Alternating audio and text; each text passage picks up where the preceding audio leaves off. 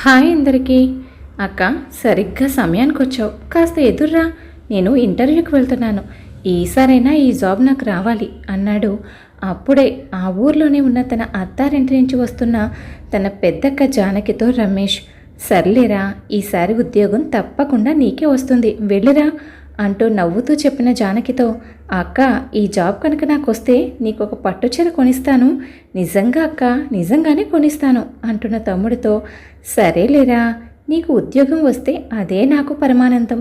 ముందు నువ్వు వెళ్ళిరా అంటూ ముందు గదిలో కూర్చున్న తండ్రి వామన్రావు దగ్గరికి వెళ్ళింది జానకి. ఈ ఉద్యోగం అయినా వీడికి వస్తే బాగుండమ్మా. ఏదో పేరుకు పెళ్లి చేసి పంపించాను, కానీ నా ఆర్థిక పరిస్థితి బాగుండక ఏ పండక్కి నిన్ను చెల్లెల్ని పిలిచి అందంగా బట్టలు కూడా పెట్టలేకపోయాను. వీడికి మొదటి నెల జీతం రాగానే ముందు మీ అందరికీ బట్టలు కొనాలి అంటున్న తండ్రితో, బాధపడకు నాన్న, నీకు ఓపిక ఉన్నంత వరకు చేయగలిగినంత చేసావు కదా, మాకేం తక్కువ చెప్పు. అనవసరంగా మా గురించి ఆలోచించి నువ్వు మనసు పాడు చేసుకోకు. అసలే ఆరోగ్యం అంతంత మాత్రమే ఉంది అంటూ తండ్రికి సర్ది చెప్పింది జానకి.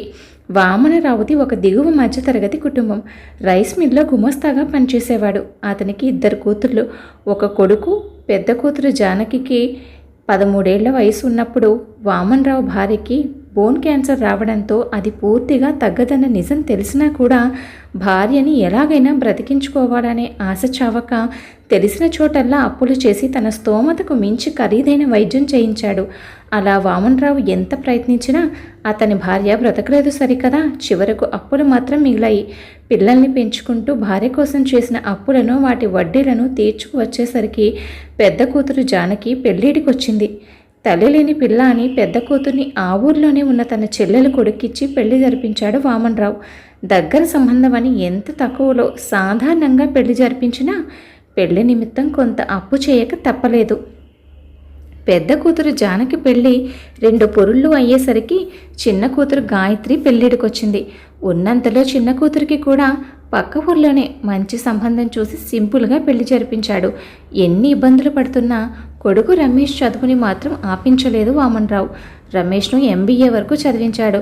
అలా మొత్తానికి కొడుకు చదువు కోసం, కూతుర్ల కోసం చేసిన అప్పులు మొత్తం తీర్చేసరికి వామన్రావు ఒంట్లో శక్తి మొత్తం నశించి వృద్ధాప్యం వచ్చేసింది. అప్పటి వరకు తన కుటుంబం కోసం అరిగిపోయి అలసిపోయిన వామనరావుకి ఇక పనిచేసే శక్తి లేదు. అల్లుళ్ళిద్దరూ మంచివాళ్ళు కాబట్టి తన ఆర్థిక పరిస్థితిని అర్థం చేసుకుని కూతుళ్ళిద్దరినీ బాగానే చూసుకుంటున్నారు. ఇక అతని ఆశలు మొత్తం కొడుకు రమేష్ మీదే పెట్టుకున్నాడు. ఆ రోజు సాయంత్రానికి ఆనందంగా ఇంటికి తిరిగి వచ్చిన రమేష్, నాన్న, నాకు ఉద్యోగం వచ్చింది అంటూ తండ్రితో చెప్పాడు. కొడుకు నోటి వెంట ఆ శుభవార్త విన్న వామన్రావు చాలా సంతోషించాడు. మొదటి నెల జీతం రాగానే అక్కలకు, బావలకు, పిల్లలకి బట్టలు కొనాలిరా రమేష్ అంటున్న తండ్రితో, ఆగు నాన్న, నేను ఇంకా ఉద్యోగంలో చేరనే లేదు, అప్పుడే మొదటి నెల జీతం ఏం చెయ్యాలో లెక్కలేస్తున్నావు అన్న కొడుకు మాట చివుక్కుమనిపించింది వామనరావుకి. రమేష్ ఒక ప్రైవేట్ కంపెనీలో మేనేజర్గా పట్నంలో జాబ్ రావడంతో పట్నం వెళ్ళిపోయాడు. మొదటి నెల జీతం వచ్చాక తండ్రి ఖర్చులకు ఒక 1000 రూపాయలు పంపించాడు. 2వ నెలలో పండగ వస్తుంది, ఎప్పుడొస్తున్నావు బాబు? ఈసారి పండగకి అక్కయ్యలకు బట్టలు కొనాలి అన్న తండ్రి మాటకు సమాధానం చెప్పకుండా, ఈసారి పండక్కి నాకు ఒక్కరోజే సెలవిచ్చారు నాన్న, నేను రావడం కుదరదు అని ఫోన్ పెట్టేశాడు రమేష్.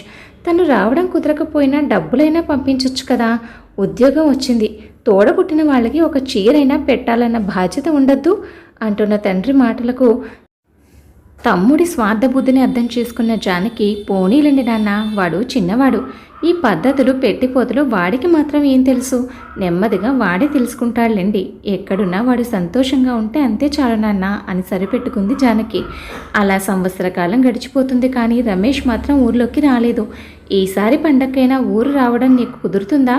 లేదంటే ఓ 4 రోజులు నేనే అక్కడికి వచ్చి నీ దగ్గర ఉంటానురా, నిన్ను చూడాలనుంది అన్న తండ్రి మాటలకు గతుక్కుమన్నాడు రమేష్.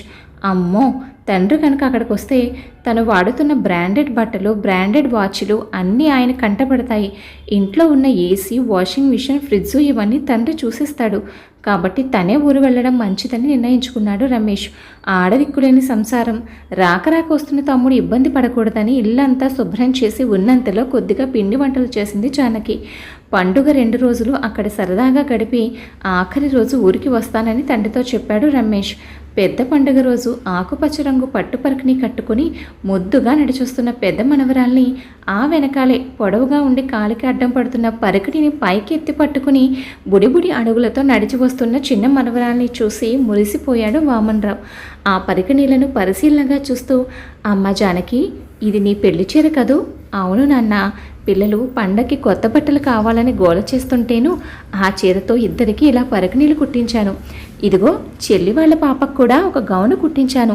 చెల్లి ఈసారి పండక్కి రావడానికి కుదరదని, వాళ్ళ ఆడబడుచు వాళ్ళు వస్తారని, వాళ్ళు వెళ్ళిన తర్వాత వస్తానని నిన్ననే నాకు ఫోన్ చేసి చెప్పింది నాన్న. అది వచ్చినప్పుడు ఇస్తాను ఆ గౌను అంటూ నవ్వుకుంటున్న పెద్ద కూతుర్ని చూసి వామన్రావు కళ్ళు చెమర్చాయి. పండగ పూట కూడా పాత చీర జాకెట్టు కట్టుకున్న కూతురి ముఖంలో నిర్మలత్వం, స్వచ్ఛత ఎలా వస్తున్నాయి అనుకున్నాడు. పండగ పూటైనా కన్న బిడ్డలకి మనవలకి చేతులారా కొత్త బట్టలు కూడా కొనివ్వలేని అసమర్థుడైన నాలాంటి తండ్రి కడుపున పుట్టడం, అందులోనూ ఆడపిల్లగా పుట్టడం మీరు ఏ జన్మలో చేసుకున్న పాపమో అనుకుంటూ కళ్ళనీళ్లు పెట్టుకున్నాడు వామన్రావు. అదే మాటలు నాన్న, మాకేం లోటు? నేను చెల్లి ఎప్పుడూ అలా అనుకోలేదు. అమ్మ లేకపోయినా మమ్మల్ని మీరు ఎంతో ప్రేమగా పెంచి పెద్ద చేశారు. నాకు చెల్లికి బంగారం లాంటి భర్తలు దొరికారు. ఆయన నన్ను పిల్లల్ని బట్టలు కొనుక్కోమని డబ్బులు ఇచ్చారు నాన్న. కానీ గుడ్డ ముక్కల కోసం డబ్బులు పాడు చేయడం ఎందుకని, ఏదైనా అవసరానికి ఉపయోగపడతాయి కదా అని నేనే పక్కన పెట్టాను అంది జానకి. ఆఖరి రోజు పండుగ నాటికి రానే వచ్చాడు రమేష్. వస్తూనే వెలిసిపోయిన చిరిగిపోవడానికి సిద్ధంగా ఉన్న పాత బట్టలు వేసుకొచ్చాడు. కొడుకుని అలా చూసి, అదేంట్రా ఉద్యోగం చేస్తున్నావు, పండగ పూట మరి ఇలాంటి బట్టలు వేసుకున్నావు, కాస్త కొత్త బట్టలు కొనుక్కోవచ్చు కదా అన్న తండ్రి మాటలకు, నేనేదో అక్కడ ఉద్యోగం చేసి తెగ సంపాదిస్తున్నాను అనుకుంటున్నారు మీరు, కానీ అక్కడ అన్ని అధిక ధరలు. అక్కడ ఖర్చులకు నా జీతం నాకు సరిపోవడమే చాలా కష్టంగా ఉంది నాన్న. ఇంకా బట్టలు కూడా కొనుక్కోవడమా అన్న కొడుకు మాటలకు ఏమీ మాట్లాడలేకపోయాడు వామన్రావు. చాలా రోజుల తర్వాత వస్తున్న కొడుకు ఎంతో కొంత డబ్బు తీసుకొస్తాడు అని ఆశించిన ఆయనకి కొడుకు సమాధానం మాట లేకుండా చేసింది. ఒకవైపు జానకికి కూడా తమ్ముడు డబ్బు విషయంలో అబద్ధం చెప్తున్నాడన్న సంగతి అర్థమైంది. ఎందుకంటే వాళ్ళ ఇంటి ముందు ఉండే అన్నపూర్ణమ్మ గారి అబ్బాయికి కూడా సరిగ్గా 6 నెలల క్రితం తమ్ముడు చేస్తున్న ఉద్యోగం లాంటిది వచ్చింది. అతను బాగానే సంపాదించుకుంటున్నాడు. ఇంటికి కావలసిన ఎలక్ట్రానిక్ వస్తువులు, ఫర్నిచర్, కొత్త బండి ఒక్కొక్కటిగా అన్నీ కొనుక్కున్నాడు. తన తల్లిదండ్రులను చాలా బాగా చూసుకుంటున్నాడు. తమ్ముడు మాకు చీర సారీలు పెట్టకపోయినా పర్వాలేదు, కానీ నాన్న వరకు అయినా బాగా చూసుకుంటే సరిపోయేది. అసలే నాన్న ఆరోగ్యం అంతంత మాత్రంగా ఉంటుంది అనుకుంది జానకి. అలా మొత్తానికి ముళ్ళ మీద ఉన్నట్టుగా ఒక 2 రోజులు ఊర్లో ఉండి బయలుదేరుతున్నాడు రమేష్. ఊరికి బయలుదేరుతున్న తమ్ముడికి నవ్వుతూ ఎదురొచ్చింది జానకి. తను ఇంటర్వ్యూకి వెళ్తున్నప్పుడు జానకి ఎదురు రావడం, తను పట్టుచీర కొనిస్తాను అనడం గుర్తుకొచ్చాయి రమేష్కు. రమేష్ మనసు అక్క చేతికి చీర కోసం డబ్బులు ఇవ్వమని చెబుతూ ఉంటే అతని స్వార్థం మనసు గొంతును నొక్కేసి రమేష్ కొనుక్కోవాలి అనుకుంటున్న బైక్ను గుర్తు చేసింది. వెళ్ళొస్తాను అంటూ బయలుదేరాడు రమేష్. కొద్ది రోజులకు తలదించుకొని గదిలో మూలన కూర్చొని ఉన్న జానకి దగ్గరకు వెళ్ళి తను తెచ్చిన చీరను క్రింద పెట్టి మౌనంగా తలదించుకున్నాడు రమేష్. తమ్ముడు తెచ్చిన ఆ చీరను చూసి తల పైకెత్తి తమ్ముడి మొహంలోకి చూసి పొంగుకొస్తున్న దుఃఖాన్ని ఆపుకోలేక వెక్కి వెక్కి ఏడ్చేసింది జానకి. అది తన భర్త రోడ్డు ప్రమాదంలో చనిపోయిన 10వ రోజు. సాంప్రదాయం ప్రకారం పుట్టింటి వారు ఆడపడుచుకు పెట్టవలసిన చీర, తన తమ్ముడి సంపాదనతో తన కోసం తెచ్చిన మొట్టమొదటి తెల్ల చీరది. కథ విన్నారు కదండి. కథపై మీ అభిప్రాయాన్ని తప్పకుండా కామెంట్ చేయండి. మరొక మంచి కథతో మళ్ళీ కలుద్దాం. ఉంటాను మరి.